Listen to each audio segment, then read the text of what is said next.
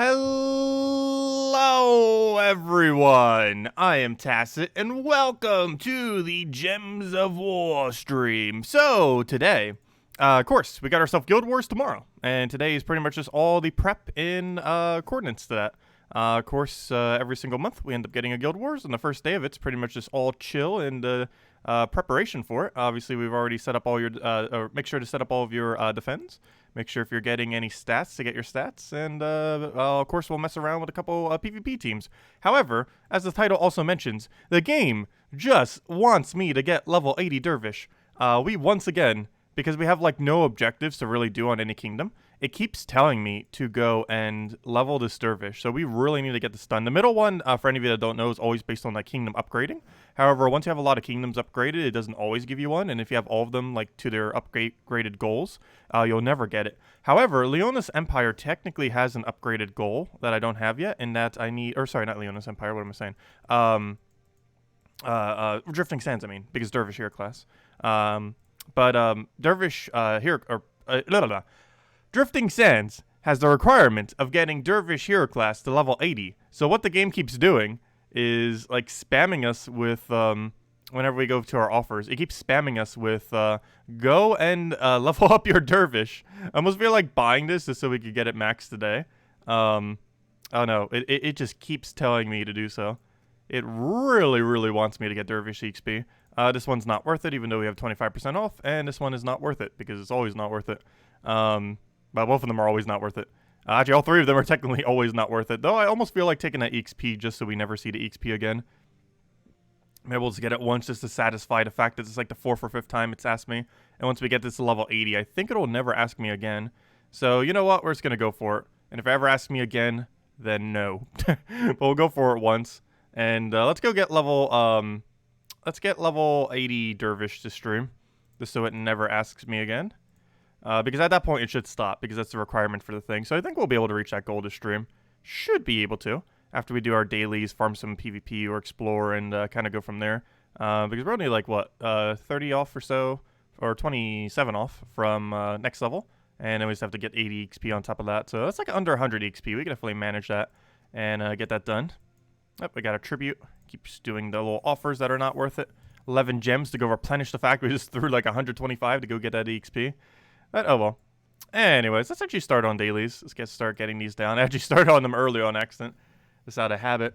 But hello everyone. Hope all of you have been doing well today. Hello Defiant. Hello Bill. Hello Curtis. Hello Sippleman. Hello Cookie. Hello Max Wilwin. Hello Tyranny. Hello Original. Hello Jefferson. Hello Dan. Hello everyone else. Welcome, welcome. Now I don't think I want those offers and just give me more. No. But then again, I did get double of that other offer after I've already bought it once. But no, it should stop giving it to me once I have level 80 Dervish. I do not believe we will ever see that again once we have level 80 Dervish, because the reason it's giving it to me is because it's not a grayed out achievement for a kingdom, and because the middle one's always based on a kingdom objective. Given that that's still a kingdom objective I technically need to get done, it's going to keep offering me it. Okay, so let's go and head to the next one. Get our free little bit of souls. Hello, Marcelo. 25 plus 80. Well, it's under 100 now. Like, all we had to do was a few battles and it's under 100. So it's technically under 100. Because now it's under 100. If I say it's under 100 now, I am correct. Because we've done at least 3 battles. Which would have been 6 XP. Which would have mean under 100.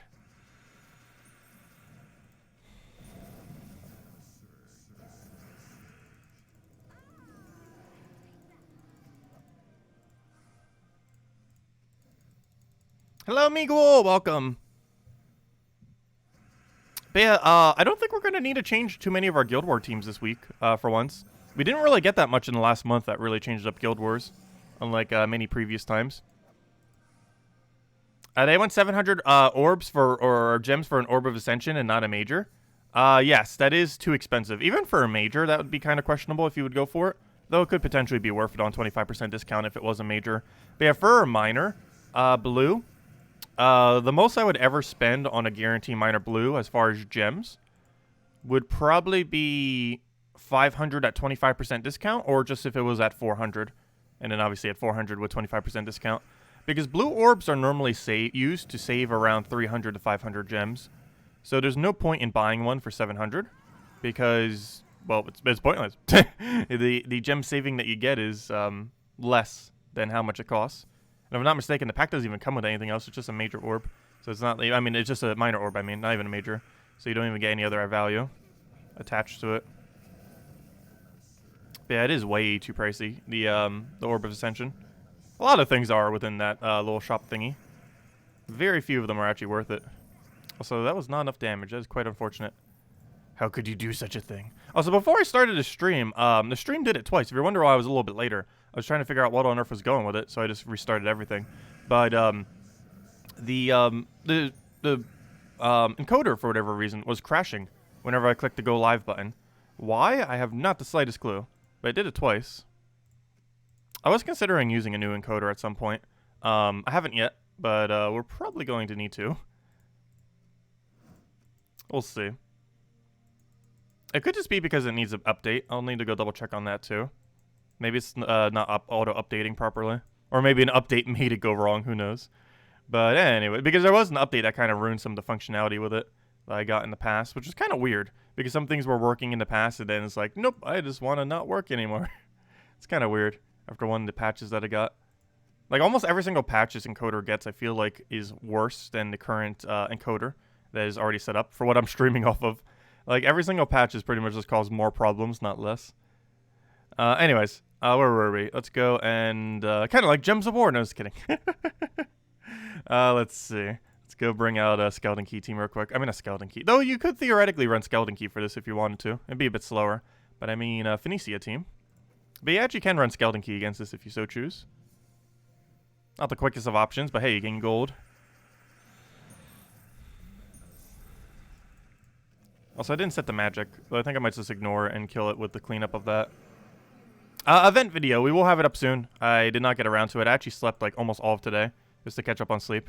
Not literally all of today, but a good majority of today. I think I'm finally caught up on sleep at this point though, which is nice. That 22-hour stream we did just really threw me off. And theoretically it was 24-hour. I was up for more than 24 hours. Though the stream itself lasted for like 22 and a half or something. It's because YouTube has like an 11.5-hour limit thing, which is weird. Let's see, we'll throw that down and dead. I'm surprised it still has enough damage. There we go. And down it goes. Didn't even need magic. Just had a low enough durability that we could take it all without it. Very nice. Okay, next order of business. We need to go and farm. So let me actually go over to magic, which is kind of funny given that we were just not using magic. But, and needed to be using magic, but now we'll switch it. Even though it would have been useful there. And go do... Oh, wait. Never mind. Let's go back to armor. Hold up. I just forgot. We can't do that. I was going to say, I'm just going to run a magic build for that, but we'd have to run Diabolus, don't we? So, scratch that. We're going to go plan B. Good. He doesn't have his revive trait. And that is Rolling Quick Kill. And go get our quick EXPs here. We should have a really quick upcoming level. And then we'll go and get it to 80. Then we can mess around with Guild War teams. Any of them that we want to go test for tomorrow, make sure they still work. Maybe reinvent a couple of them, change things up. Just have to see. And of course, we'll do most of them the day or the night before as well. But I definitely want to make sure tomorrow and possibly the day after our solid teams are already determined, so we can go from there. So hello, Gasman. Hello, Drock Savage. Welcome, welcome.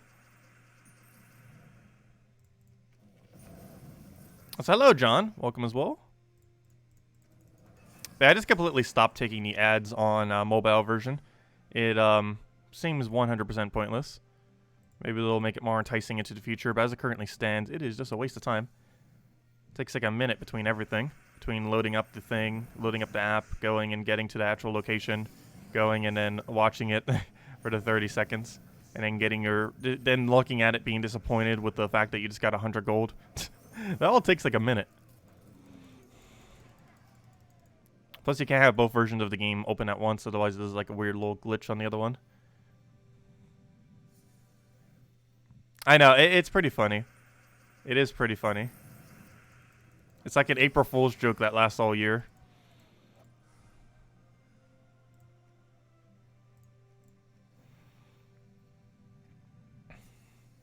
I know, what on earth will we do without the 100 golds?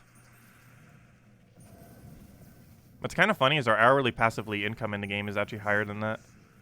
It's like 1,263 or something right now. I know it was at 1.1234, but I believe we got it 1,000. That ended up ruining it. So we're no longer on 1,234. We're now on 1,263. So that means we can idle and do nothing for, what is that, 5 minutes? And get more loot. We get more gold in 5 minutes by doing literally nothing than we do by watching the ad. That is how little the ad gives if it gives 100. That 5 minutes of doing nothing gives more loot than the ad itself.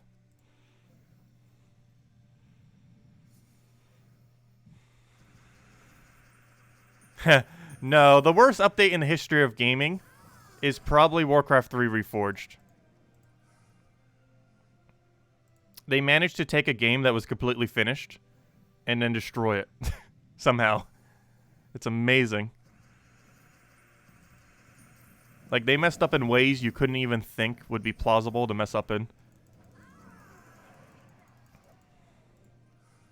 It has a 0.6, I believe, on Metacritic right now. It had as low as 0.5. Actually, I want to go check right now. How low is Warcraft 3 Reforged, the community review of it? And even the actual reviews are pretty low, too, for the obvious reason. Okay, where is Metacritic? Metacritic. I'm really curious. What's that right now? There's two I want to check real quick. Animal Crossing and Warcraft 3 Reforged. Let's see. Let's check Warcraft 3 Reforged. And it's not because it's a bad game. It's because Blizzard destroyed it. The actual Warcraft 3 has a 92 or something by both community and actual reviews. But Reforged is a different game. It has a 59 Metacritic, which is actually really high. I have no clue how high it has that high of a Metacritic. And a 0.6 user, which means it has under a 1 out of 10. That's a lot of zeros. That's a lot of zeros. It has, let's read these numbers real quick. It has 485 positive for user reviews. It has 141 average. And then it has 12,275 negative. As far as critic reviews, it has 2 positive, no clue how.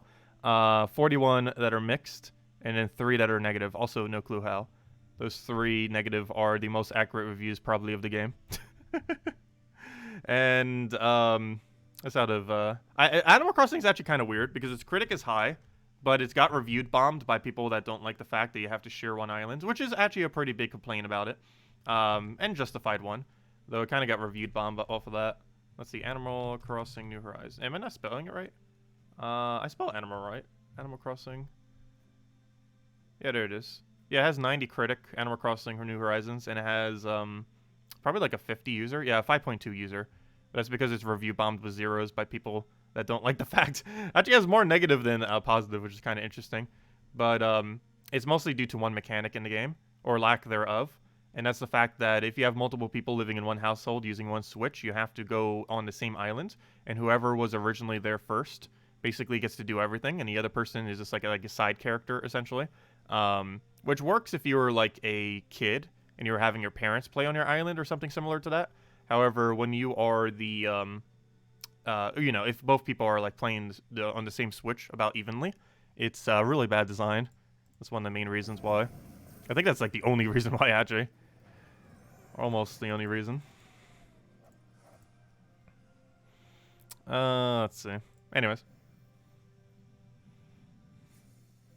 Saving event keys for next week. How many do you think it will take to open Possessed King? It could take a lot. Especially because there's another mythic within the drop table. So you would have to open up 800 to 1,000 to even get a mythic. And that's mythic's not even guaranteed to be Possessed King. It could be the other mythic within the kingdom. Because many kingdoms do have 2 mythics. And I did ask them in the past, and they said they would not make it so there'd be a guarantee way to get the mythic you want. I did specifically ask that in the past, which is very unfortunate.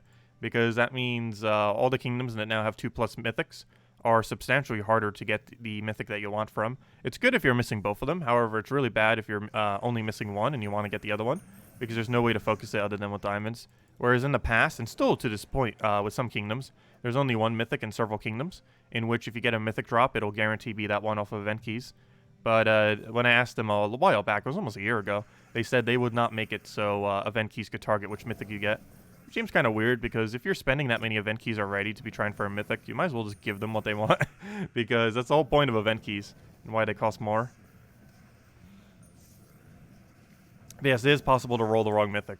So you could try for Possessed King and get Mother of Darkness. I believe that was the other one from the Kingdom, right? Pretty sure. But if you need both, it's kind of okay. But if you're really specifically looking for Possessed King, it is possible you get the wrong one. They did have plans to rework hero classes, however they haven't gotten around to it. I was actually expecting 4.9 to be the patch that they did it, however they didn't end up doing it.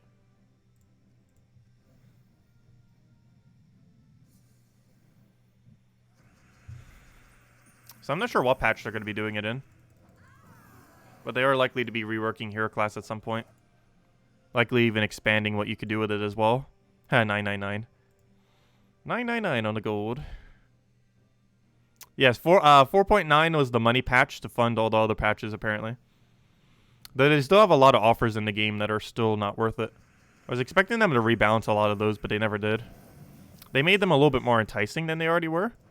But they didn't really do much. Also, a lot of their microtransactions are not that micro. They're like literally the entire game.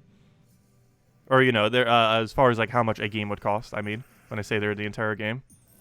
There's only one really high value offer that I would say is always worth it, and that is Death Knight armor.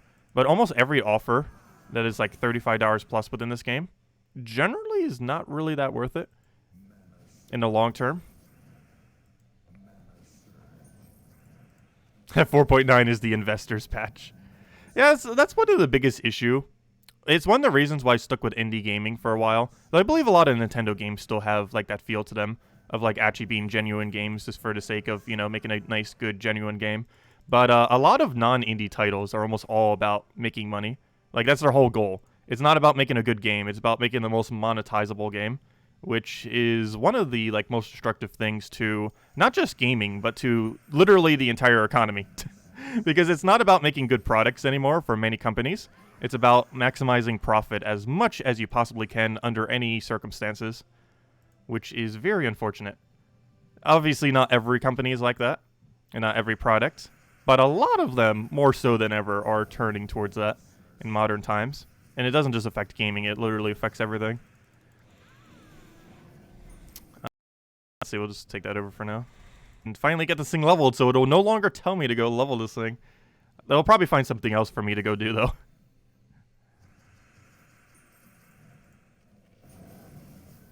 Oh no, my stream died. It came back, though. I'm not sure how long it went down for. Why isn't that still not showing back up? There it goes. Now it's back. Yeah, it died for a second there. Oh no, they're listening.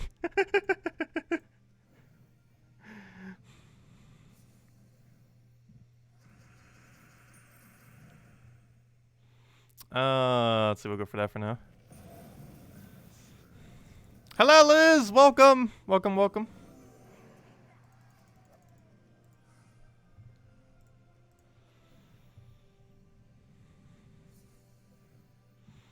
What do we need here? We'll get that for now.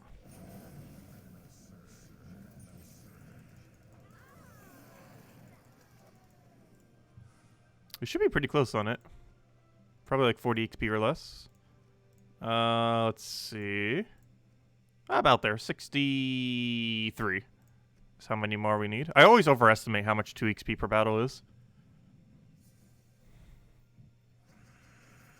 I know how the rate at which it goes if it was like 1 XP per battle.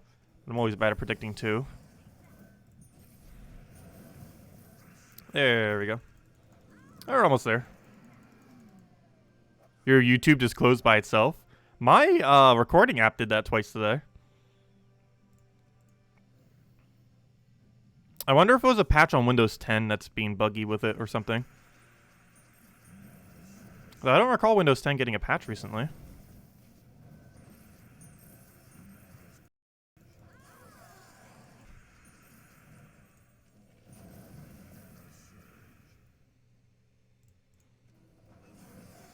Is it buffering a lot? On my end, it looks fine right now. If it is buffering too, it was like going cutting a little bit. For I could tell, it looks fine right now. Maybe try lowering down the quality on it, especially if you're watching on a mobile.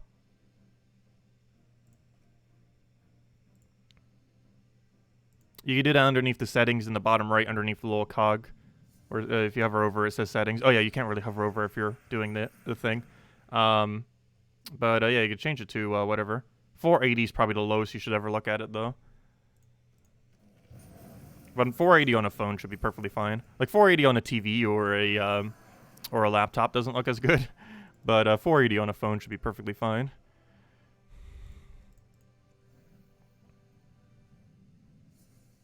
It goes as high as 1080. If you're trying to watch on a phone on 1080, it definitely could lag. Even when you're not on a phone, it could lag. I never even watch my stream in 1080 normally. Well, mostly because I'm streaming simultaneously. So I normally watch the playback in like 480 or so it doesn't lag more. Though I'm doing it on the other computer, so it doesn't even matter as much, but still use a bandwidth. Your autos to 360. Mine normally autos to 720, but I'm on a laptop with wired connection. I don't think it ever autos to 1080.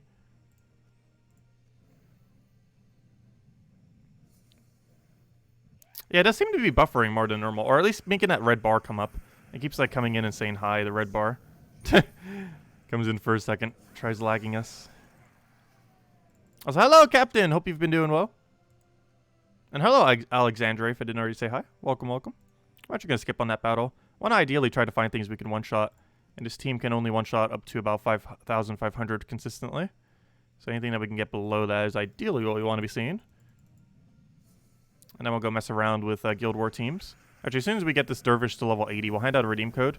And then we'll go head over to messing with our Guild War teams. Not sure if I'm doing any revamping, but we'll see. At least want to have tomorrow's team and the other team situated. We might test all of them if we have the time. Also, I have no clue what Salty's going over today. She normally doesn't go over Bounty Hunter. We are getting a new Bounty Hunter troop tomorrow. However, its viability is rather average, though it is a goblin with extra turn spam, so I guess in that regard it has some viability. But we'll see how it goes.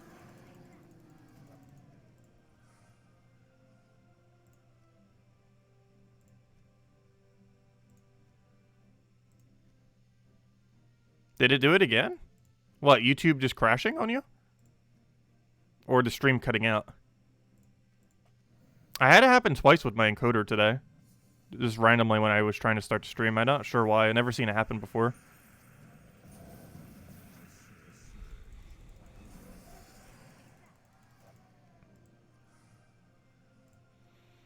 Let's see. It's super strange.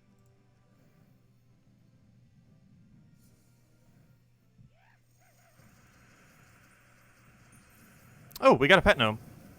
I don't think we have a pet active. Anyone in my guild who's here right now, do we have a pet active? Yes or no? Go.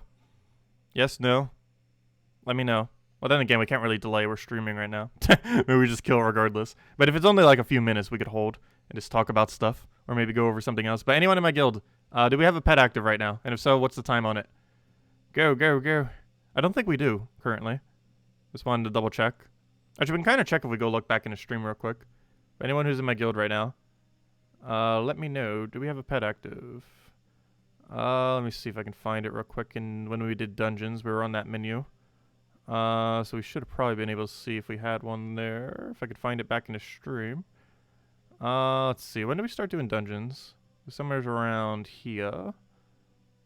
Yes, it was right around there. Okay. I don't believe we have one. No, we don't have one right now. We shouldn't. Okay, we should be good.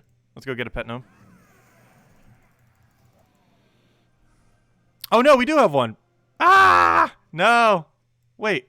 Oh, because we got one 4 minutes ago. Okay, I was going to say, we didn't have one earlier, but it's because we got one 4 minutes ago. Never mind. Well, someone else got the pet gnome from us. Well, at least we got 2 white pet foods.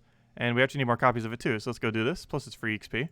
Not towards night, of course, but to Dervish, who is getting there. We're almost there. We're 47 out of 80. This will give another 16. What does that bring it to, math? 63, right? Yeah. So 63. So we need 17 more XP after we finish this, which will be pretty easy because that's 9 Guild War battles. I mean, 9 PvP battles, I mean. Okay, so let's go do this. We do this, then we do 9 PvP, and then we're good.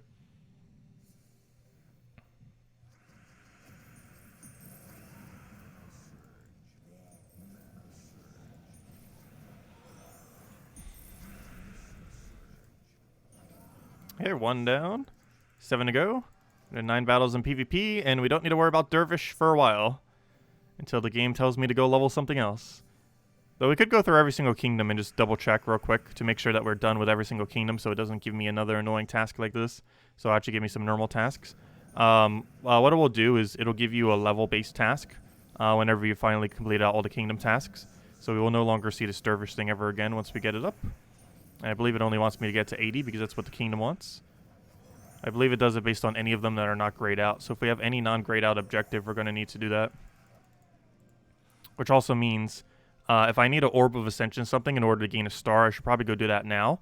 Otherwise, it'll probably try selling me an Orb of Ascension for 700 gems tomorrow, which I do not want it to go do, because that is a very bad offer.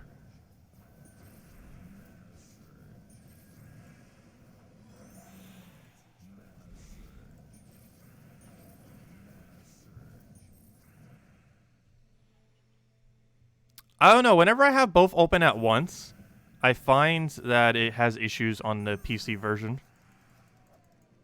Because it'll occasionally have like, oh, you're logged into 2 locations. And while you're allowed to be, as long as you don't do any inputs, I feel like it just randomly decides to lag occasionally. Or not lag, but it's like, oh, you have like a disconnection thing. Because it's like trying to, it's sending packets on both of them.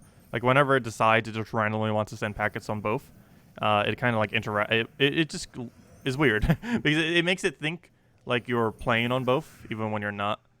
And then it will try like correcting itself and like auto kick you out of your current battle, which is really annoying. But they did that mostly so you couldn't play the same account on multiple platforms simultaneously. Because there was actually people cheating with that when the game first started, for quite a while actually. Where you could literally have like 2 people, 5 people, 10 people playing all in the same account and power leveling it like crazy. As well as other resources. I think that was only like the first year and a half of the game.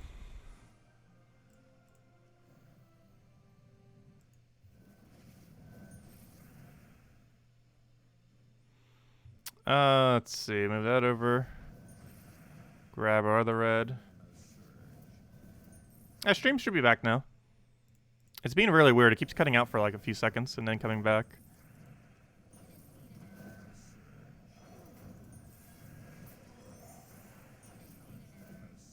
It is not being a nice stream today. Not sure why. No setup is any different than normal.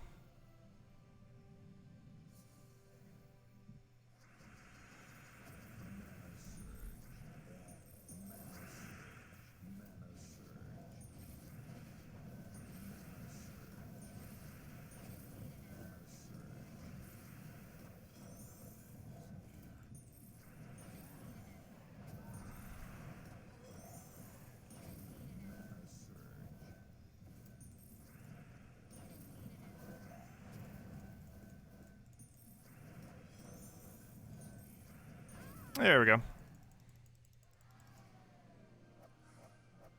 Let's see.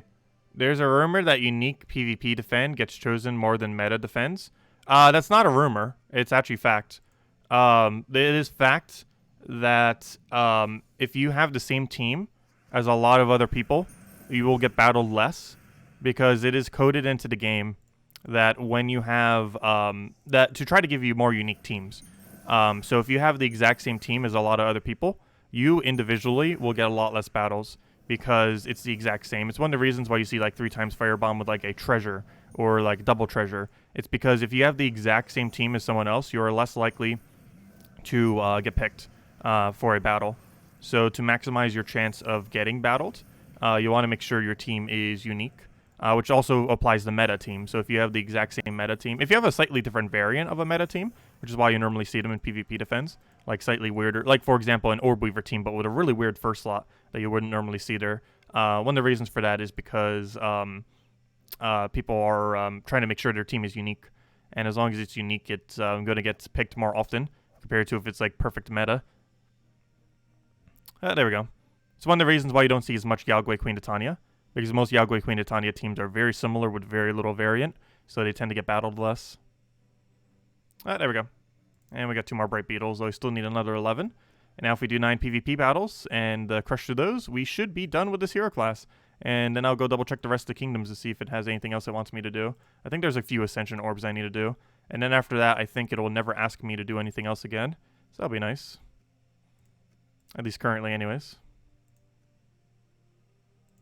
Can we please get a weak battle? There we go. Now I just need 8 more of these after we finish this out. Hello, Daniel. All things equal with Mythic, do you think rank higher Aquaticus or Great King? Probably Great King. I overall prefer Aquaticus more. However, Great King, in the situations that it works really, really, really, really, really well. I feel like it's more situational than Aquaticus, and I personally prefer Aquaticus's playstyle. But Great King is better. Because in those situations where it's good, it is just absurdly good. And you generally like mythics that are like that. Because it's not, unless you're getting like one of your first few mythics, it's generally not a good idea to get just a generally good mythic. For example, Infernus. Infernus, really good earlier on in the game. Later on in the game, it's still utility for a couple things, but it's used way, way less. Because it's good at a lot of things, but it doesn't excel at any one specific thing except for burn. And Aquaticus is very similar to that. A lot of the Infernus-like troops are like that. But the thing with Great King is while you won't use it that often, you will use it as a utility troop that just absolutely demolishes for hard counter in some really specific instances. And while you might only use it like a couple times a week or something, it is still really, really good in those situations that you do. I feel like the biggest instance that comes out is probably Guild War and PvP to hard counter specific battles that are within them. It's also brought out into some just general true damage teams. Particularly with Orb Weaver and similar things. Okay, I lost track of how many battles we did, but I believe we have 6 more. So how many we have?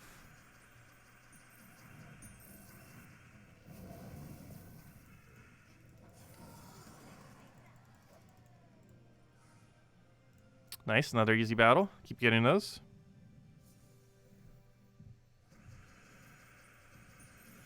I know. Soulforge last week was like one of the best Soulforges we ever had, which is almost a bad thing because whenever there's too much in Soulforge simultaneously, it's a bad thing because then you can only choose one, assuming you only have 4,000 diamonds. So it's a little bit bad in that regard. However, bad weeks are not necessarily a bad thing because it gives you a week to just completely recover on gems and not need to worry, or sorry, on diamonds, and not need to worry about the fact that anything good is craftable. So theoretically, having a really good Soulforge week isn't necessarily a good thing. It's almost a bad thing. And having a really bad Soulforge week is technically a good thing, as ironic as that may seem. It depends on how many diamonds you have, on which perspective you look at it. But honestly, a really bad week is actually a good thing, particularly multiple in a row.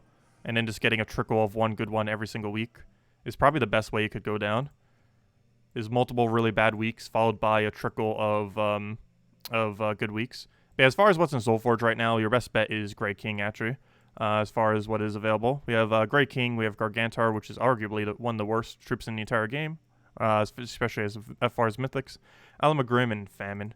And of those, yeah, Great King would be your choice. However, it is probably worth skipping all of them.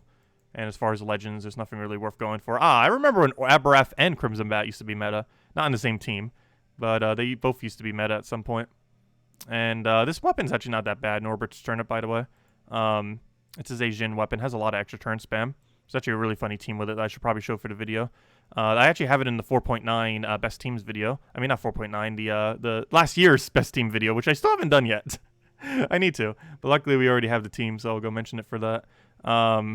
Wait, Shatterblade? No, Shatterblade isn't one of them. So the only ones we have then are Flesh Ripper, which is kind of meh, and Norbert's Turnip, which if you're going to bother crafting a weapon this week, Norbert's Turnip is the way to go. And I forgot to craft Purple Deeds. Actually, should we even keep crafting Purple Deeds? I think the answer is yes.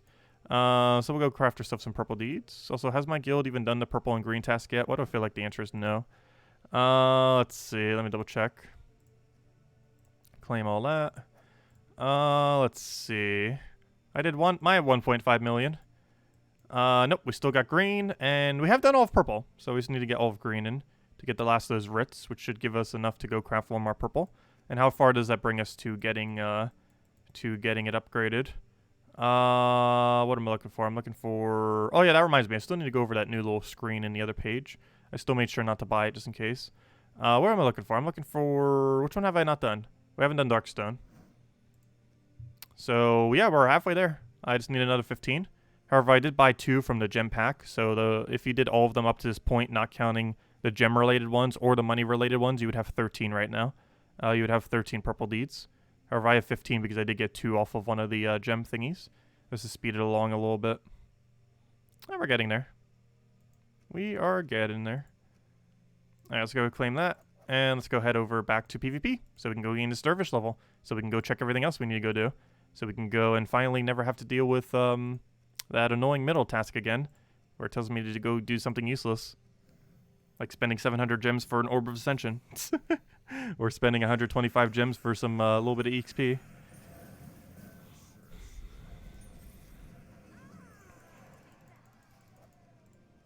There we go. Oh, wow. We literally only need 1 battle.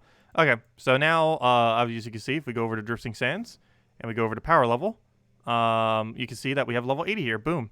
So it'll no longer tell me to go do that. So let's go click on every kingdom and see if there's any objective that we can actually hit. And then go do it if there is. So let's do this one by one, starting from the top. So, Drak Zoom. Is there anything we could do? No. Stormheim. Is there anything we could do? No. Kazil? No. Mostly should be no. Glacial Peaks? No. Yes, actually. Wait, what am I missing? Oh, I need an Orb of Ascendant. Rip. Rip Orb of Ascension. But I need to. Otherwise, it's going to ask me to buy Orb of Ascension, most likely. So, sorry, Blue Orb. You're going to need to get these up eventually anyways, so we're doing it now. So let's go do this. Boom. Rip Orb of Ascension. There we go. And for that, we get a little bit extra reward from there. Plus, it's going to take forever until we get that many anyways. Boom. Power level 15. Now does it have anything? No. Okay, Glacial Peak's done. We're going to probably have to do that with every single one that has a Doom. The other 4 that we haven't already done. Let's see. Power level for this. Have we done it? Yes. Okay. Next one. Silverglade. Have we done it? Yes. McGrim Woods. Yes. Pan's Vale. Yes. Whitehelm. Yes. Kedar. Another yes. Dragon's Claw. Which is getting a really cool faction as the next faction. Yes. And yes. Next one. Adana. Yes. Zejin. Also, did I check Ovania yet? Or Pan's Vale? Probably not. Let me go check them. Just in case. Pan's Vale. Yes. Govania. Yes. Zejin. Yes. Sword's Edge. Correct. Pride Lands. Not possible yet because of pet, oddly enough. There's no 2 Pride Lands pets? Really? They never added a second pet. That's not possible. Merlantis. Whenever it gets a faction, it finally will. Check. Blackhawk. Check. Wild Plains. Check. Divinian Fields. Check. Broken Spire. Check. Karakoff. Check. Mrs. Scales. Check. Is Vault Key worth it for 120 gems? No. I would personally value a Vault Key at about 80 gems. If you really want some Vault Keys, I guess it's okay. I personally value it slightly lower than that. Oh, gosh. Blighted Lands needs 2 things. Unlock 3 traits on Diabolus. Ah, ha, ha. That's funny. I never got the final trait because it actually makes it worse. And the other one is upgrade to Doom. So let me go do both of those, I guess. And I will go upgrade to Doom with the Orb. Where's my Orb? I got enough blues that we can do this expense. Where's the upgrade level thingy? There we go. Okay, and I should bring it to whatever max level is for Blighted Lands right now. Which will help with tributes as well. Boom, 13. Yep, and that's as high as we can go. Nice. And what do we get for that bonus? Ah, we did get more tribute. Oh, no, we didn't get tribute chance. Aw, just tribute reward. Tribute chance is better than tribute reward. Groshnock, did we test you yet? I think we did. Yeah, check. We definitely did miss the scales. Let's check Darkstone. Darkstone, check. Suncrest, I think we need to upgrade the thing. No, surprisingly. Because we don't have to upgrade it if it's based on traits. And some of these are stuck in a trait location. That one's level 20, but it's because it has so many. But some of the ones that do have a Doom are based on a trait location, so we don't need to upgrade to Doom yet. Shantang is far away, gosh. Sinner Mirage? Nope. Leonis Empire? Nope. Anything else? Nope. And that's Bright Forest. Oh, Bright Forest does have one. And it's most likely to Doom, and is to Doom. Okay, and then we'll go send that. Boom, boom. And then go level it. Well, that costs us 3 Orbs of Ascension.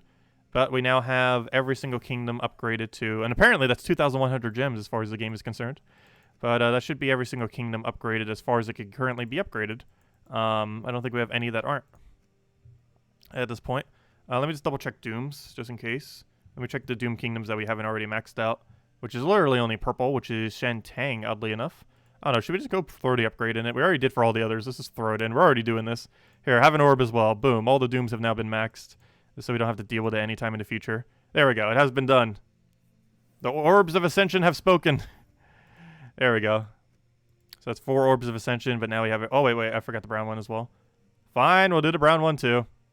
It recently had an event, so it's at 50. However, it's still 2 events away from getting all the way up, so I'd rather just throw an orb at it. There we go. 5 Orbs of Ascension. So expensive. But we have them all maxed now. I don't need to worry about them anytime into the future, as far as kingdom upgrading is concerned. There we go. Okay. So now every single kingdom in the entire game should be maxed. It should not ask me for anything to go do in this middle task, because this middle task is based on kingdom upgrades, and there's not a single possible thing it could tell me to go do, because we just got level 80 on Dervish, which makes it so we don't need it for power level 19 anymore. And we did every other possible objective any kingdom could possibly have. The only objectives we have left are grayed out ones that need more stuff to come out, and they cannot give me an objective towards that because it is impossible, because they are not currently in the game. So the game is coded in a way that shouldn't bring up any of those, since they are literally impossible. So we should now start seeing 100% of the time, not this, nor will we see Orbs of Ascension here. What we should see is just a random one that looks like this one. Whatever normally goes here is what's also going to go here. Obviously not the exact same task, but the theme of task that normally goes here will be here. And the one all the way to the right is either a VIP exclusive task or one that is a normal task like these, but with a 25% discount, which is what it currently is. Expert Supply is not a VIP exclusive one. However, you get 25% off in that situation. Unfortunately, that's still useless, even with 25% off. And obviously, this entire slot is just X'd out if you don't have VIP 6 yet. It's not that big a deal. These offers are pretty bad. But anyways, okay, let's hopefully see if we can fish for good ones occasionally, now that we have it set up like that. Anyways, in other news, I think we did all the side stuff we need to do. So we did all of our dailies. We satisfied the new system and have every single kingdom as max as it could possibly go. That also means we have every single kingdom as max as it could possibly go. We quite literally have the max stars that are available right now. We are tied at what is now highest stars. It is quite literally impossible to have more stars on every single kingdom than what we currently have right now, which is pretty cool. So we're finally back at that. I didn't do it for a while just because I didn't want to bother wasting the Orbs of Ascension on Dooms. But now with that new system, it might try selling me an Orb of Ascension if I don't do that. So I end up doing it. And yeah, we're good to go. Anyways, let's go mess with some of our Guild War teams. Let's see what tomorrow's color is and make sure that one's at least solid, if nothing else. And we'll probably mess with blue as well. Okay, so we got yellow here. So we got to deal with a good yellow. Yellow has a lot of options, so this should be good. Also, I think I just cut my circulation off from my pinky from leaning on it. That feels so weird. That feels so weird. Like, I can't even feel anything from it. Anyways, I'll get pet offers. Ooh, I want pet offers. I need pet offers. Those are actually one of the better offers in the game. I really hope we get pet offers. I've seen 0 of them so far. It's it's particularly the smaller pet offer. That's 1 pet with 10 pet food is actually really worth it for 50 gems. The other one, not so much. It depends if you need the pet or not on if it's worth it. But yeah, I've seen 0 pet offers so far. It's been like a week. Anyways, next order of business. Let's go and do yellow Guild War teams. So let's just test what our current one is and then kind of go from there. So yellow Guild War. Yellow Guild War, which is tomorrow. We are currently using... Oh, yeah, we ended up switching over to a interesting Mistralis build because of the whole enchant thing that it has, which actually ends up working out decently. I'm not sure if I want to stick with this, though. We tried this for when Mistralis came into the game, but I'm not sure if I want to stick with this. That was an interesting build nonetheless. But we need enchant before we can get that rolling, so we need an extra turn. And without an extra turn, that could be bad. Okay, let's go get our World Breaker down. It's also a little bit bad against Submerge. This team that we're doing right now. Oh yeah, I should have done the green first, shouldn't I have? Because her casting got rid of her enchant, which made the greens go less. Because while she has automatic extra turn, she didn't get an extra turn off the board itself.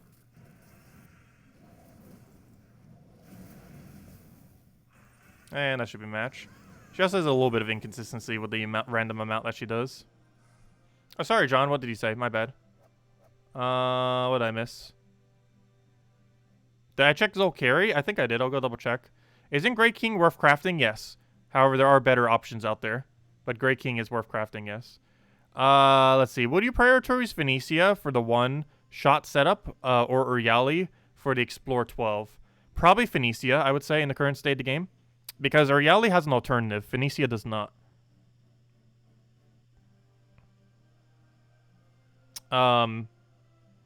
But yeah, you have Web Spinner as an alternative. You have Shadow Dragon as an alternative. As you mentioned, you can use Magnus. Though I do prefer Web Spinner and Shadow Dragon. The reason for both of these two options is because they have a potential to extra turn, whereas Magnus does not. But no, in the current state of the game, I'd probably say Venetia is better to get in Uriali. Just Uriali, while it's the best poisoner, it's only really used for one team. And while Venetia is technically only used for one team as well, it's used in a lot more locations. And there's alternatives to Uriali, but there's not an alternative to Venetia. Well, I guess there kind of is. Queen Titania kind of is, but it's not exactly the same. Like, it doesn't have that really high single cast hit range that Venetia does. I might revamp my yellow Guild War team. I kind of want to go back to Divine Ishbala Quillen. I want something really safe.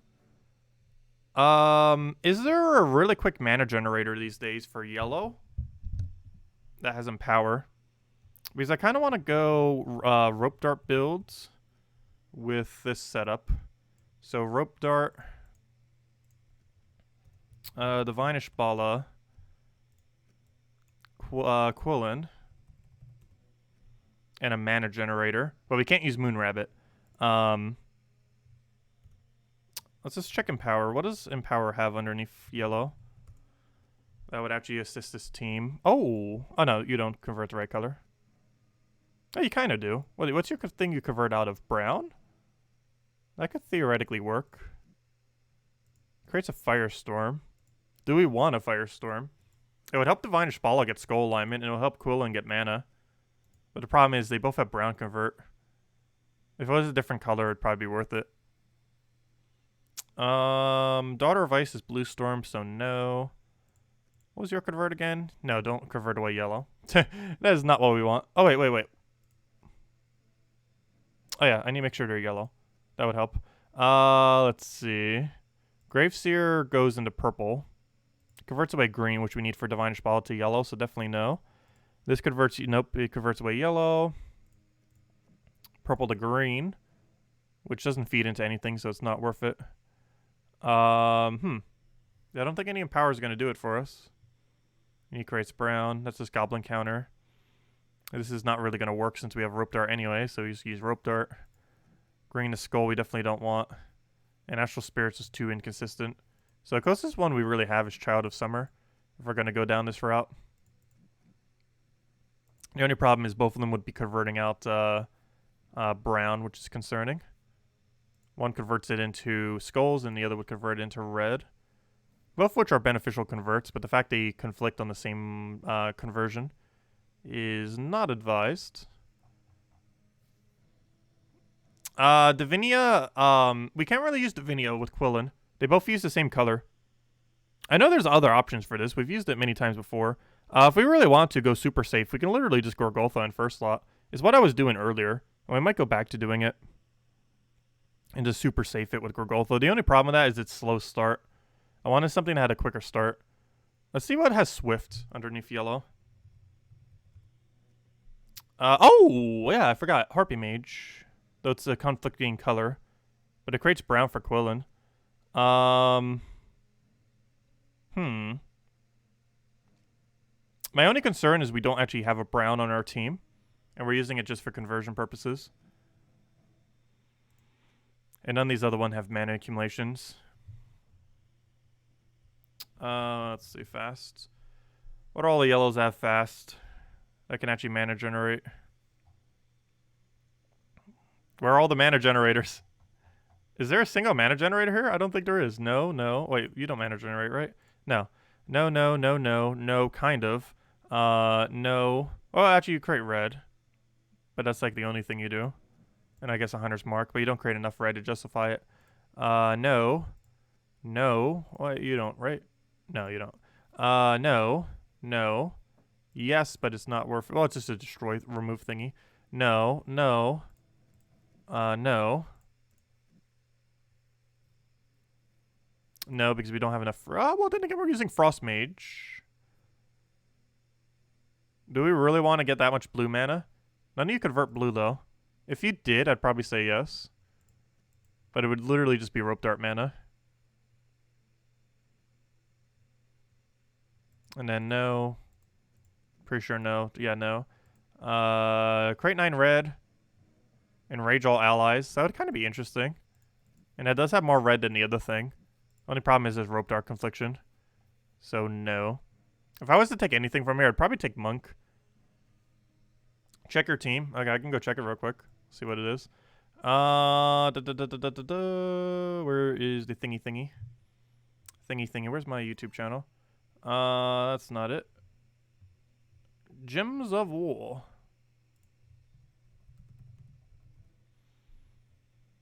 Let's see. Where is my channel? There it is. Let's see. Hey, some other people covered the event video already. Nice. Let's see.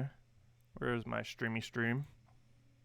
There we go. Let's leave a like on our own stream. Pause it so it doesn't lag. Let's see. Oh no, someone left an upside down like button. Let's see. Where is the thing? Where's my chat? Chats. Open sesame. There you are. Let's go check what this team is. Manage. Paste. Night Coronet, Dust and Sand, Holy Saint Astra, Sir Gawain. Interesting night team. I don't think I would use it this late in the game, though. Dust and Sand I haven't seen for a while. One thing to keep in mind with Dust and Sand, and probably the main reason for not using this, Dust and Sand does not count as damage. Armor removal does not count as damage in Guild Wars. And while that does apply to Rope Dart as well, Rope Dart does have a damage applied to it, whereas that weapon is purely 0 damage. It counts as 0 damage when you cast it in Guild War. Oh, did we never give out a code? I need to go do that. My bad. I meant to do that after we finished the level thingy thing. But, yeah, armor removal does not count as damage in Guild Wars. Do be mindful of that. In Rope Dart, it's doing damage on top of it, so it's not as big a deal, because it helps with quick killing and it gives the entangle so you don't take as much damage. But it's still a liability in many battles, nonetheless. Let's see. Yeah, you could get rid of Quillen and go for brown. We got you. You know what? Let's go a brown build. I think we're gonna try a brown build. Not exactly like that, but building it around. Oh, kind of like that, but building around Raph, Harpy. Oh, but Harpy and Gimlet use the same color though. I'm not sure. It's too high risk. I like using Raph because it can quick kill, but in something like Guild War, I feel like we'd want to go the safer route. I'm almost just leaning towards ultra safe, which is Rope Dart into Divine Spalak Quillen. It takes a while to get this thing started, which is the main thing I hate about it. But once it gets started, it like auto wins pretty much. Okay, and Frost Mage is probably correct. I'll adjust it in a second. Let me go hand out the code. Because I did forget to go do that. Thanks for reminding me. Did I do this code yet? Probably. Let me go check it. No, I did not. Okay. Hey, I actually marked it correctly. Grab that, copy, and here you guys go. Here's the code used on gemsofwar.com with the game code section. Enjoy. There are a couple of brown-yellow weapons out there. Most of them are pretty bad, though. Okay, do we need to do any banner change? Yes, because we're currently on +1 yellow. I mean, +1 green, which obviously we don't need. Actually, if anything, we need minus green. What do we go for here? +2 yellow blue would probably be best, so I don't think it's available. So we could go +2 blue yellow. +2 yellow red, I don't think I want. Yeah, +2 yellow blue would be most optimal. However, I'll go for the inverse of it and just get a little bit more rope dart, I guess. Should be fine. Alternatively, +2 yellow red, I guess, could work. What's the other mana thing that we generate? My biggest concern is that Gorgolfa can't 2-turn unless it has a +2 yellow. So you know what? I'm going to go +2 yellow red and just not +1 my rope dart. The only problem with that is then we don't get the mana quickly on that. Ah, gosh. Either way, we don't get mana quickly on something. Okay, I guess we're going into the rope dart method. It's even more slower than the other slower, but this will make sure we get our mana up in a decent time. And it's going to be safer while it will be slower. Alright, let's roll with this. This should be really safe, this team. A +2 blue, +1 yellow into rope dart spam.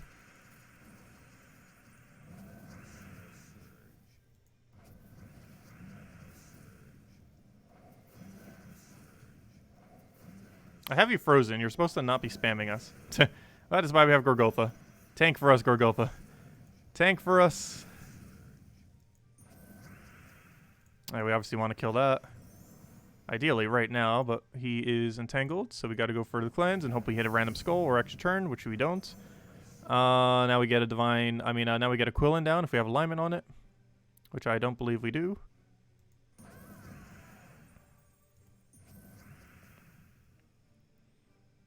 What do we need here? Do we have alignment? I feel like we should, but we don't. Let's go for double skull instead. Growtha, stop trying to die on us. Quillen, why do you keep not having alignment? Let's go kill his his infinite loop. Well, he has a skull poke. It's not an extra turn though. Well, we can just skull poke from over here now, so it doesn't even matter. Let's go for that. Grab a thing over there. And then we can go poke it. Then we just have to kill out the other one.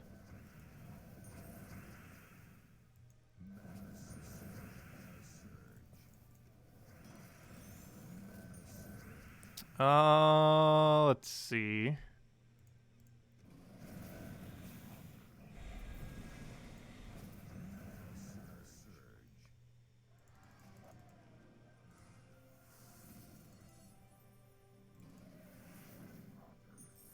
But yeah, it's slow, but it wins.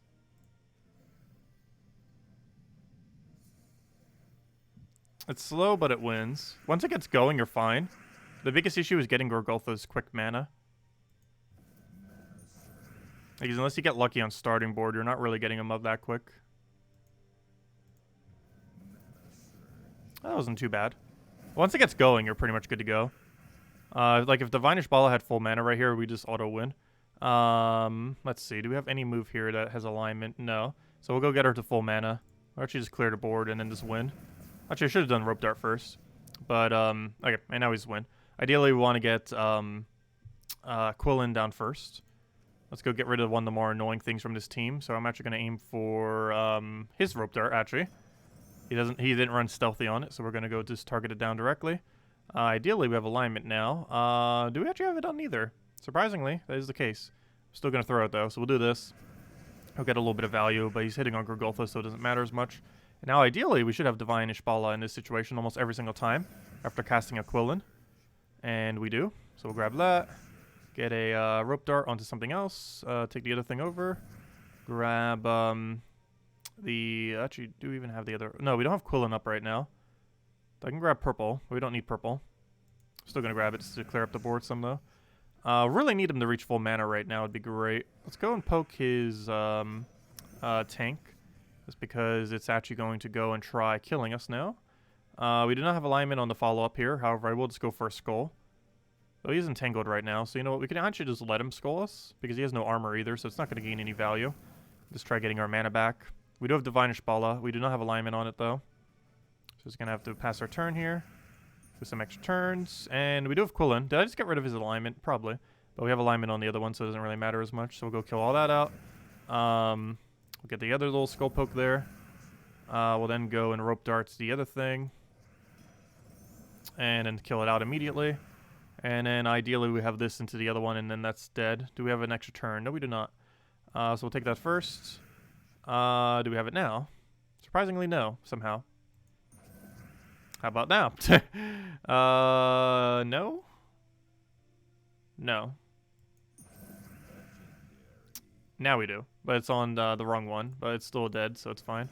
So we do that. Divine Ishbala. Super over dead. There we go. But yeah, it's super safe. I'm not sure if it scores the best. I have used it before. I think it scores around 9,400. But its win rate is like absurdly high. Because it has a lot of precautions to not lose. It doesn't have resummon though. It's like one of the few things it's missing. But a lot of the setup is really good at not losing.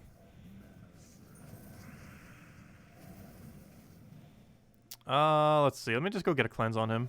Just to not have to deal with the freeze and everything. And now that we don't, we get rid of the biggest threat, which is that weapon right now.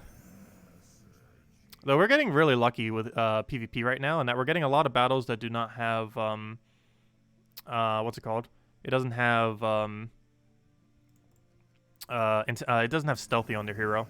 In Guild Wars, it is exponentially more common to have stealthy on your hero. It's a really common Guild War technique. So that you can't focus down the really big hero weapon. Let's see. Who do we even kill next? Is there even really a big next threat? I guess we'll do it to you just because it gets more armor tier value. And literally for that reason only. Ideally we want to cast this first, but we don't have alignment. So we could just board clear and hope we get lucky. So we do just that, and we do get lucky. And we even have cast alignment. Do we have it on? Yes, we do. I want to cast you first because it sets up for a really nice follow-up normally. And we do have it, so we'll go for it. Oh, I should have used rope dart there. Always need to use rope dart when you have full mana on it. Let's see. We'll take this because it's free skull. Why not? Clears up the board a little bit. Ideally, it would give us alignment. I can go for another rope dart. I'm just going to do it to you just because it kills you out. Just so we can go focus our skulls on the next one. So now all of our skulls will hit him directly. And it should be match. Yeah, we just go through another rope dart. And now we hit it with literally anything. Here, have Divine Ishbala. And it's still our turn as well. Our turn didn't even end. It's not an infinite loop, but it can get a little bit of a loop in there. And normally it gets like the until death loop, which is not an infinite loop, but normally enough of a loop that they'll be dead by the time you stop looping. There's quite a few teams that are like that, and Divine Ishbala Quillen combo is one of those combos. Where it doesn't have infinite loop, but it normally kills by the time it stops looping once it gets going. Not always, but normally. And Gorgolth is there to tank, and the Dart is there to entangle, as well as to take out the biggest threat on the opposing team. Right now, that would be Rope Dart, but he's probably running Stealthy right now. No, he does not have... Wait, does Frostmage even have Stealthy? I thought it did. Oh, wait, never mind. Frostmage doesn't have Stealthy, does it? Or do neither of us have it set? Could have sworn it did. I guess it doesn't. Let's see. I know it has a lot of annoying things. I guess Stealthy wasn't one of them. Better had a better trait on top of one of them.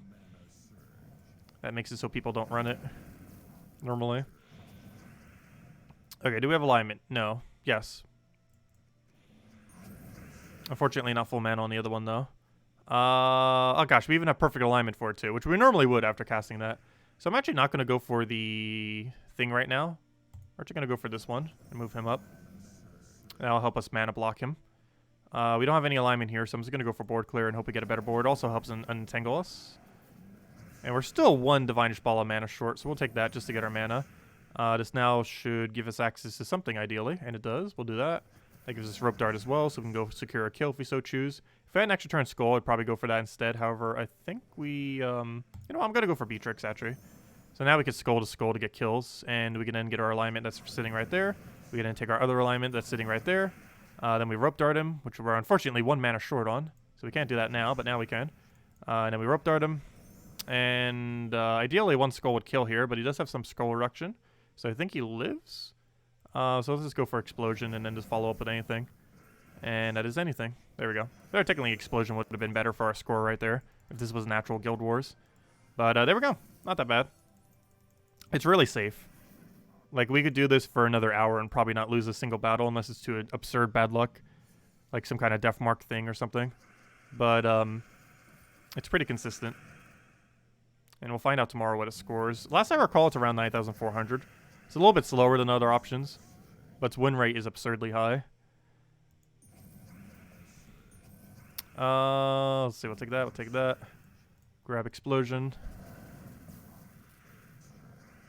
We are frozen on yellow. So we do have, and purple technically. Okay, let's see. A little bit of a stickier situation compared to normal. Though we're not disabled on this, so let me go move him to first slot so he doesn't get a big cast out of that. We then go for Divine Ishbala, which we are frozen on yellow on, however. Yes, we're frozen on a lot of stuff. Does Quillen have a better option? No, neither have a particularly good option. I'm actually going to go for Explosion and hope we get, like, extra turn, which we unfortunately do not land. Let's see. Can you please end your turn? There we go. Okay, we should be fine now. Because we got first slot cleanse, so as long as we get skull alignment, we should be okay. Unfortunately, we're still frozen on that one yellow, which is really bad right now because I believe that's our only alignment is on yellow right now. At least currently, anyways. So let me go tier someone else who's about to be a threat. He's about to get a lot of enchant value, so we might actually want to do it on his hero. Though I'm not sure if we're going to have enough damage to really bring his hero to kill range. We could also just kill everything that's about to use those greens. That or even bring Mercy to first, because it's going to have almost nothing to do. You know what? We're actually going to do something weird. We're going to do Mercy to first, because we're probably not going to have any way to do anything to fully finish it out. So we'll do that so it blocks its mana. And then I'm actually not going to convert, I think. Or if I do like a Quillen. So we'll do this. Oh, wait, but then we kill it all the way. I should have just not casted. I think would have been the best option there. Just literally not cast. I might actually die because of it. Can you please stop doing turns? Gosh, he has so much extra turn spam. We have Frost Mage and can't even land the things to try to get it down. At least we're not frozen now. So we should be clear to just auto-win at this point. Let's see. But that was a bit of a mistake there. I really shouldn't have just casted anything. I should have just taken something off the board. It would have been fine. So let me go and kill you next because you're the next thing that's going to be a threat as far as casting. So we'll get our poke. You'll die on next poke. Ideally, we'd have Explosion here, but Gurgultha died because he keeps spamming so much. Let's go for a thing right there. Oh, I shouldn't have done it that way. But then again, the other one would have given him a 5 times, so I think regardless of which way we moved that would have done something for him. And now we have a bit of an issue where he might kill us if we don't get Sky Skull. Okay, this is a weird situation. But those look like we still win. Ever so barely. So we can go and throw that down for the kill.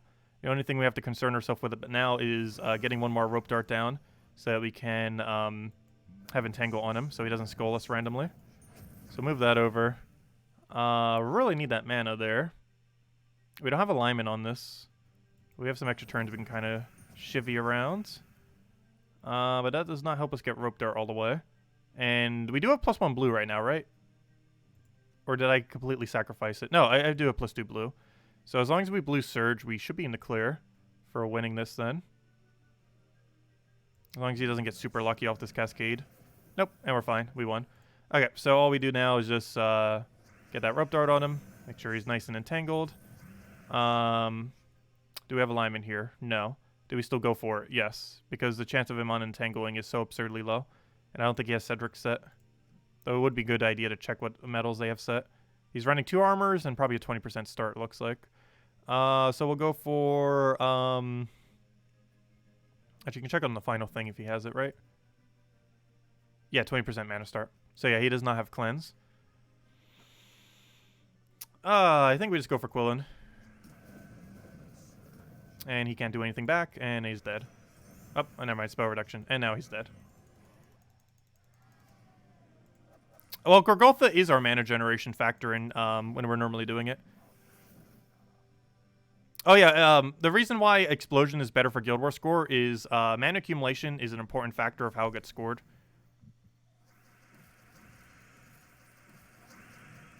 You have 30 moves until you start losing points. Do you actually lose points after 30? This can normally win in under 30 moves. Because we're at 2 moves, we're at 3 moves. That's 4 moves. Let's see. So that's 4 moves. 5 moves. 6 moves. 7 moves. 8 moves. 9 moves. Oh, actually 10 moves. Sorry, you did 2 things there. I think that was 10 moves. Let's see.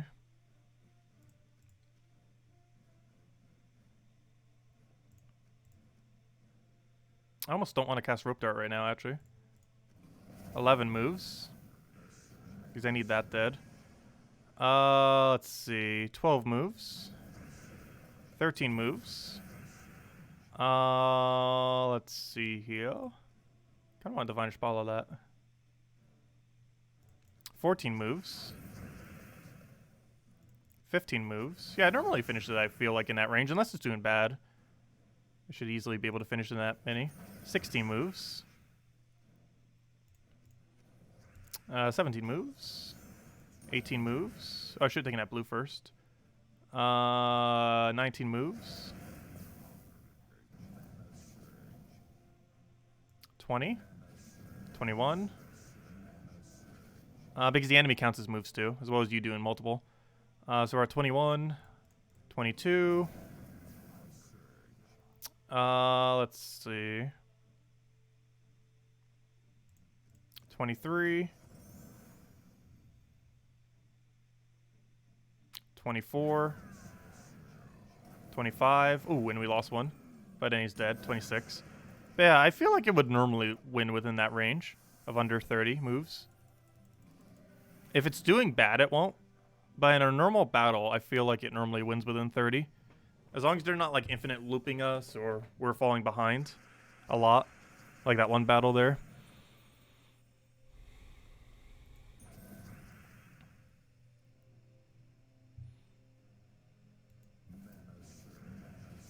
I didn't want to take that move earlier because of that extra turn that was sitting there. Luckily, he gave it to us instead. We didn't really gain much of a benefit from it, but at least he didn't get it, if nothing else. He'll go waste that to give us some green. Which I actually don't use, oddly enough. I do not use green anywhere on my team. I convert away green, but I don't use green myself on this team. We could get a really good Divine Spalla cast in soon. I need to make sure I could take that purple, so hopefully it doesn't destroy that one green, which is pretty unlikely, but it could. What's the biggest threat? I think we want to get rid of Beatrix. Okay, we didn't get our mana from that, unfortunately. So I'm going to do that. That gives us Divine Spalla, though we don't have alignment to go do her. So we'll do this. That should hopefully give us something to do. And then we do that. And then we should have follow-up. Not even keeping track of turns. It should way easily be under 50. I mean, under 30. Almost every single one of the battles you normally do with this should be under 30. Unless something really goes wrong. It should get under 30 every time consistently. Does he have alignment here? Yes. But before I do, let me do this. And then we do it. Oh, did that ruin my alignment? Fail. No, we still kind of have it, but I did slightly ruin it, but it still dies, so it doesn't even really matter. That's how the team normally goes, I feel like. Once you get advantage. It's just getting to that point is the issue there. But yeah, that's that team in a nutshell. It's not that bad. Not the absolute best team in the game, obviously. Since it's weaker than the other version of it. But for Guild Wars, you have to use it similarly to that. Let's claim all this, including our redeem code is in there. 2 treasure maps, 1 gem key, 200 souls, 2,500 gold. Pretty sure it's already been used up by now. But anyways, guys, does anyone else have any other questions? Otherwise, I'll probably be wrapping up. I'll go send you guys the link to Salty Stream, who's the community manager of Gems of War. Not sure what she's going over today, but hopefully it's something interesting. Not sure how much of stream I'm going to catch, because I do want to work on the video to hopefully have it out by tonight rather than tomorrow morning, but I might just do it tomorrow morning. It depends if I catch her stream or not. But I'm not sure. What will she really be going over? Though this is the first patch since 4.9. I mean, this is her first stream since 4.9 that's Gems of War related. So maybe she'll be answering some 4.9 related concerns or something. I'm not sure. Because she technically had a Wednesday stream, but it wasn't Gems of War. This is our first Gems of War stream since 4.9 update. But anyways, Guild War defend teams. That you kind of have to do with your own strategy to build them. I can show mine real quick, though. But the problem is they all require mythics. Like, or most of them do. But a good majority of defend teams that are viable do require some amount of mythics. But our first one, we're using Wild Fang, Fist of Zorn, Tanya, and Wild Queen. Then we have a standard Orb Weaver team, just with a mirror in first slot because it hard counters blue.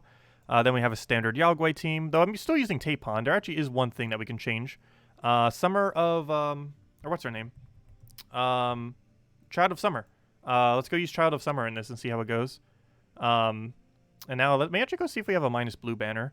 Now that we're not using blue, that would work well with this.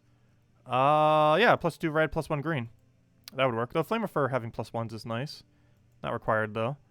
Also, I might change the hero class too. Yeah, with +2 red, +1 green. Now we can change it up a little bit. Wait, what's the other minus we need? We have 1, 2, 3, 4, 5. Oh yeah, blue is the only color we're not using. And now that we don't need Perpetual Red Storm, we can go something a bit safer. Maybe, I don't know, what is a good safer option for here? I can just randomly tear them apart. Go, Assassin! Do we risk it? I almost feel like doing an Assassin risk on this. It has Stealthy too. Hold up. Hunter's Mark. When an enemy dies, do freeze. Sure, get some gold even though it doesn't do anything. Don't start with any storm to get that random revive thing. Stealthy. Dodge.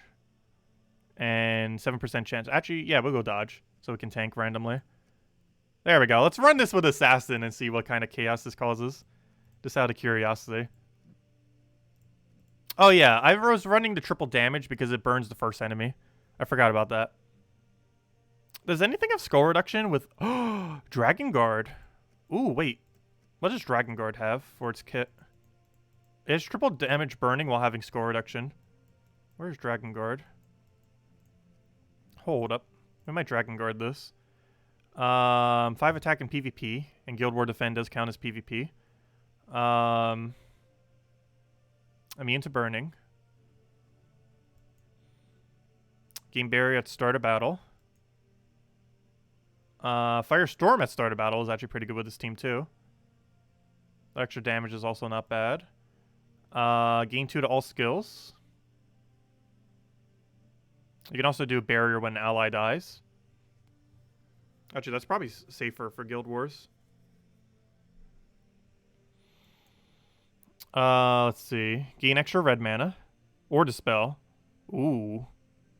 But I think gaining extra red would be safer because Dispel might do nothing.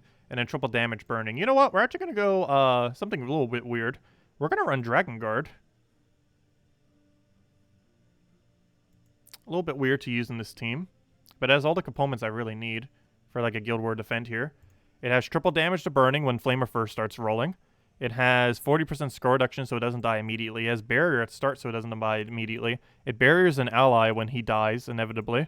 And he has extra red, which his whole team is focused on spamming red like crazy, while also having Red Storm.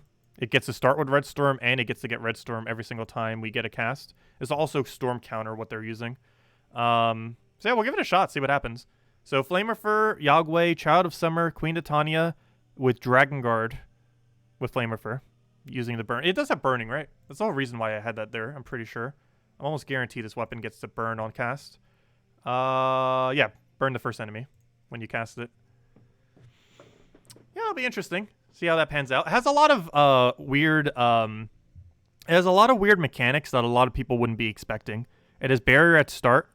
It has barrier when it something dies. It has triple damage burning, which you would think when you look at this team, oh, there's no burning on the team. And a lot of people might forget Dragon Guard even has triple burning because it's not used as often.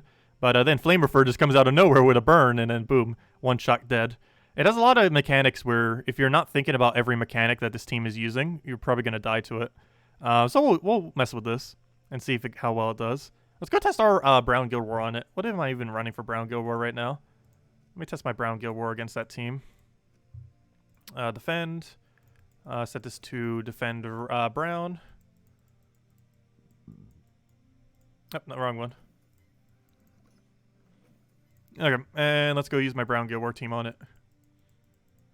And my Guild War Brown currently is... I actually might revamp this. However, this does hard counter Yagway Queen of Tanya team. So let's use my Yagway Queen Titania hard counter against this team. The Red Storm's not going to get overwritten. It's defend. It's literally impossible for it to get overwritten at start of battle. Because it's the second person, not the first. This isn't offensive team. This is defensive team. So it will always get its Storm. So it counters my Storm, if I even had one, into red. Let's see. So what we really need now is this thing to reach full mana as quickly as possible. So here's the barrier. Which also makes it so they get less score. Then we go for this to deny out all the red. Because this team is obviously really red heavy. The team I'm using right now is literally to hard counter this team over there. Because Yagway Queen Titania is so popular on this Guild War day. So then we go and attack reduce him. So he has no traits, no nothing. That might be the biggest issue with Dragon Guard. And one of the reasons he's normally not used. He has such a slow start. There's no 50% Dragon start in the game. But yeah, it looks like we're in the clear just to win. Let's do that to get Wild Queen all the way up. Throw that down onto you because you're probably going to die off a random skull.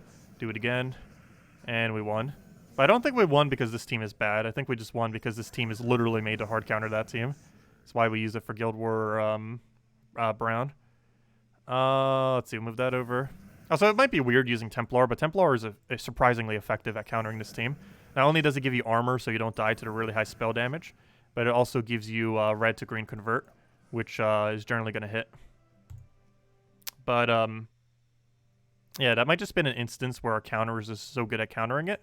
Not so much that that team is bad. But I don't know. We'll test it. We'll use it for Guild War this week and see what happens.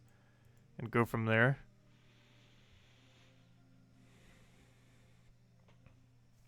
Yeah, Sentinel's pretty good, but it doesn't have triple damage on burning. Though it does have a lot more barrier option.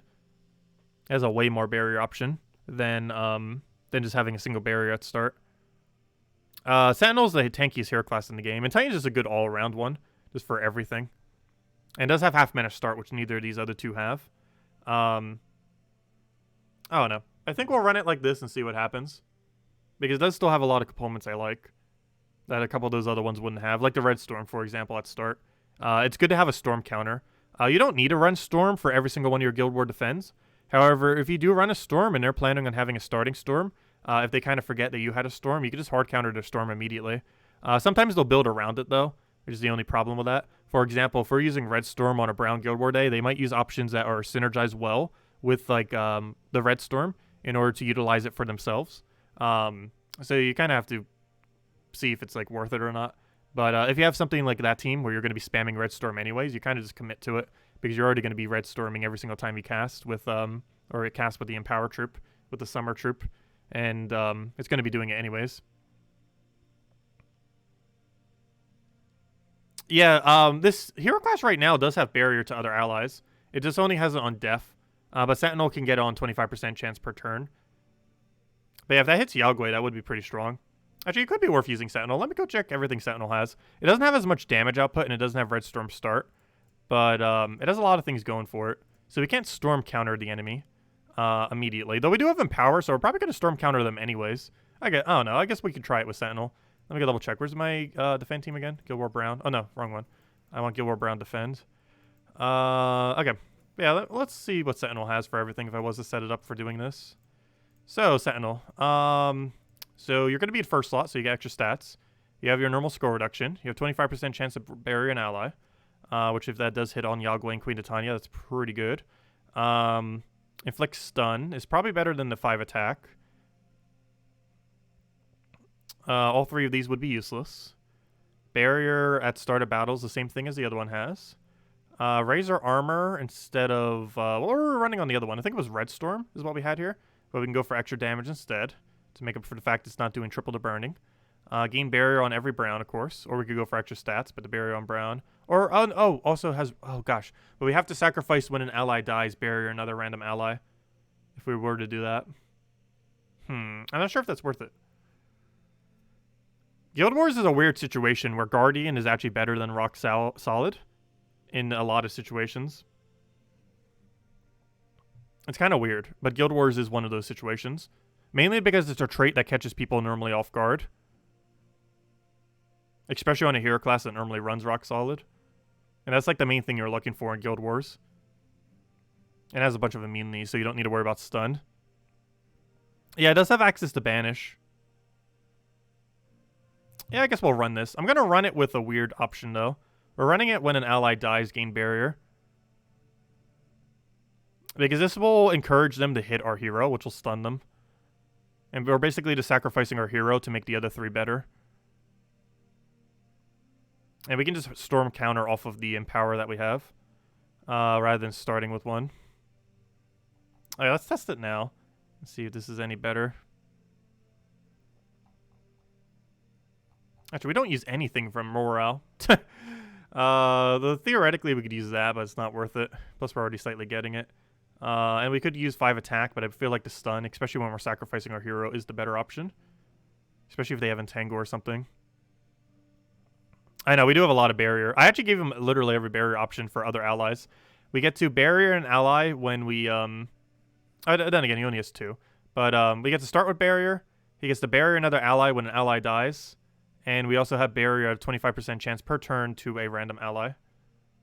So we sacrifice our hero to give barriers basically to our entire team. As well as him just being tanky to survive a little bit. While also stunning them and stuff. Well, okay, we'll test this again. So round 2, let's do the exact same thing. But this time we test it with this. Let's see, test defend team. And yes, exact same setup, just different hero class setup. Let's see how it goes now. So he doesn't get to storm counter us, though. I don't think I have a storm stat on this team. Oh yes, we do a brown storm actually. So we'll grab that over, get our free turn. Grab brown and hopefully get surge. Ooh, we did not, but we got extra turn, so it doesn't really matter. We'll then explode everything. And then we'll hard counter his mana. Let's see, cool. And what's your convert again? Purple to yellow and green to skull. That's not anything at the moment, so we'll just go steal's attack. And we would get stunned, but we do have immune, so that does nothing. We'll go and... what's your convert? Oh, gosh, I keep forgetting your convert. It's purple to yellow and green to skull. So we'll go throw that down again on this to his Yagway. And that barriers his Yagway, making it harder to kill. Though I don't think that's going to matter at all. This is just too much of a hard counter. This team isn't bad. This team is just so good at countering that team.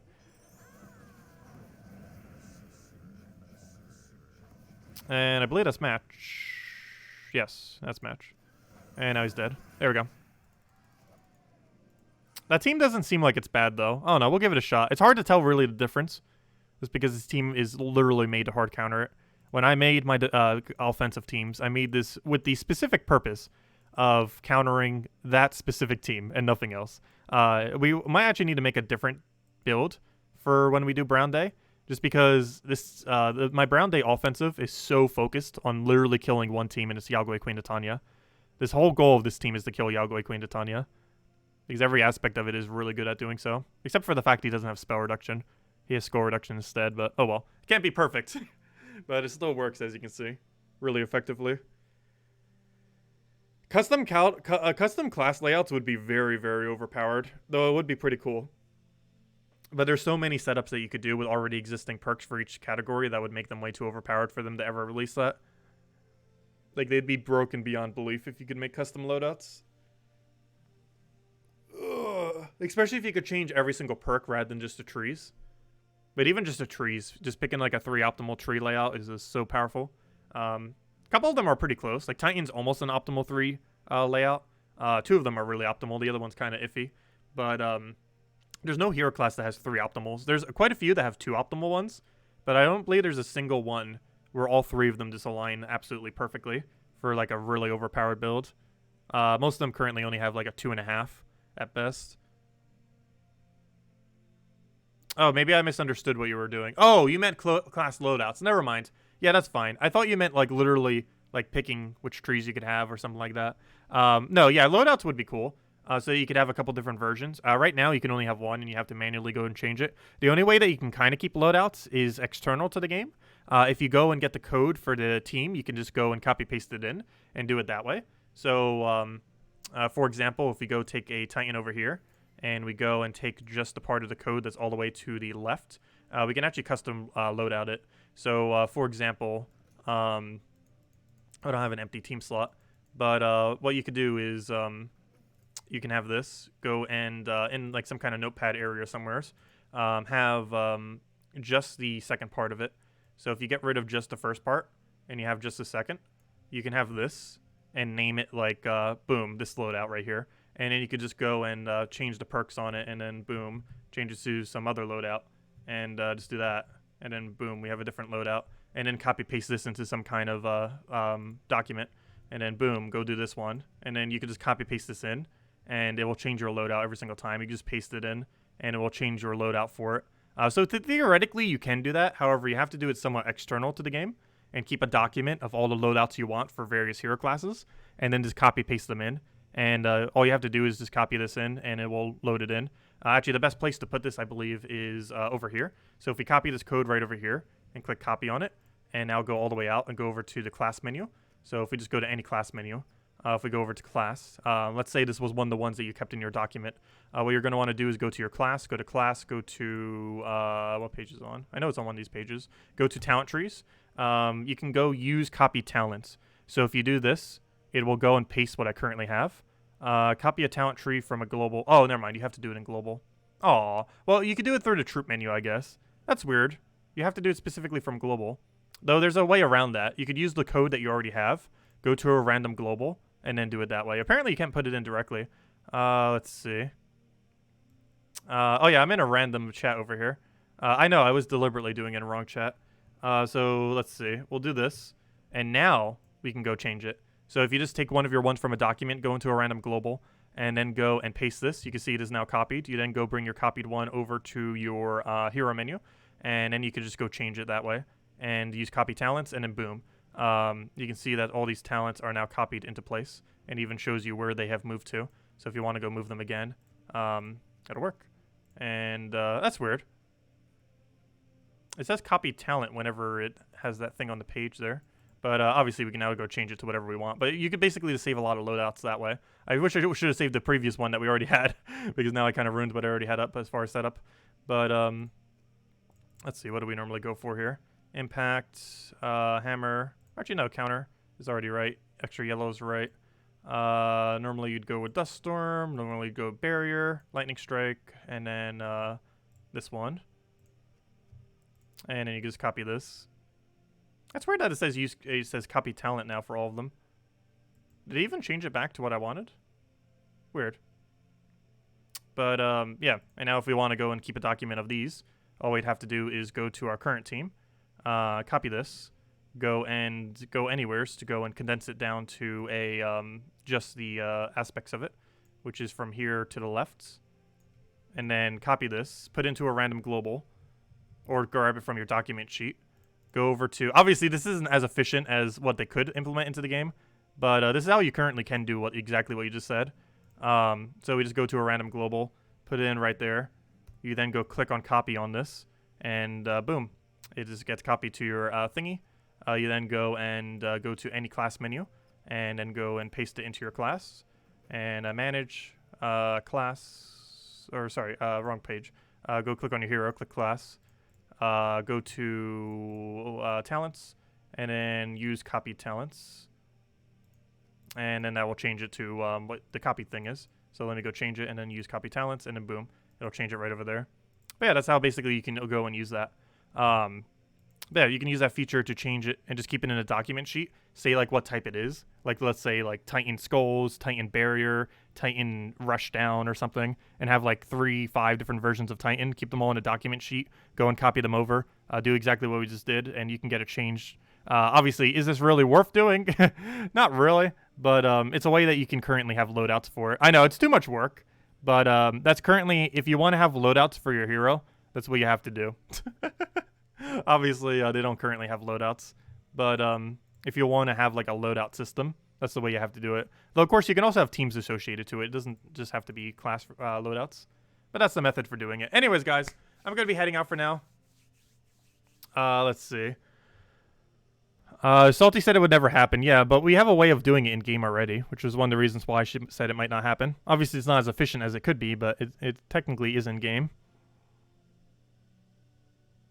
But yeah, you can use that to save different traits per team. All you have to do is get a document and save the team there, and then save it with the different traits. You would have to keep an external document, but it is possible to just have every single one of your main teams that you use saved. Then whenever you want to go and use it, go and take it from the document and have the exact trait setup that you want for the team on the document. This will permanently change it for all of your teams that you currently have set up. However, it'll rechange every single time you repaste one in. So you can do that. You just save them with completely different traits, and then copy one in, boom, your traits will change. Copy the other one in, boom, your traits will change again. But all your troops will change. All your teams will change to the same one once you change one of them. It is impossible to change them individually, and that probably will be a feature that will never exist. However, documents that keep them in an organized little fashion is the easiest way to combat that.